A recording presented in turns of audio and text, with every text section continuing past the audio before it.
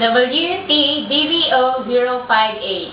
Name: Jen Mary Esperon. 33 years old, single, have 2 children, education BS Computer Engineer, college graduate, have 2 years experience as a domestic helper in the Philippines. Tell me something about yourself. I'm Jane Esperon, 33 years old, graduate of Bachelor of Science in Computer Engineering, have 2 children. Location: place, how far, many hours of travel going to Manila. 1 hour and 30 minutes. Tell me something about your family background. My father is a retired military and my mother is a plain housewife. If with children, who will take care of them? My parents will be the one to take care. Okay. Tell me something about your DH experience. Okay, I have a 2 years experience from Cagayan de Oro.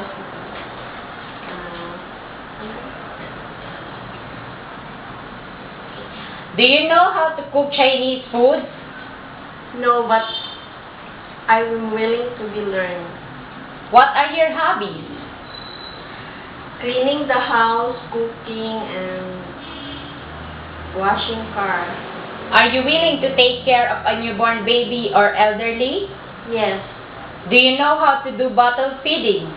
Yes. What are the steps of bottle feeding? First, clean the bottle, bring to boil, then put the milk and water, hot water. If the baby still keeps crying, what will you do? Change the diaper.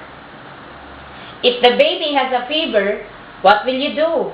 Get a thermometer and check if she has fever. Do you know how to sing lullaby song? Yes. Sing. Twinkle, twinkle, little star, how I wonder what you are. Up above the world so high, like a diamond in the sky. Twinkle, twinkle, little star, how I wonder what you are. Thank you. Do you have any other talent? No. If you feel homesick, what will you do? If I feel homesick, then I will get busy with my work. If one of your family member will get sick, will you break the contract? What will you do? No, because I already signed it. What could you teach the children? I teach them with a good manner and to be a God-fearing. How long can you work in Hong Kong? And why Hong Kong? 2 years. I chose Hong Kong because I know the people there are kind and respectful. Thank you.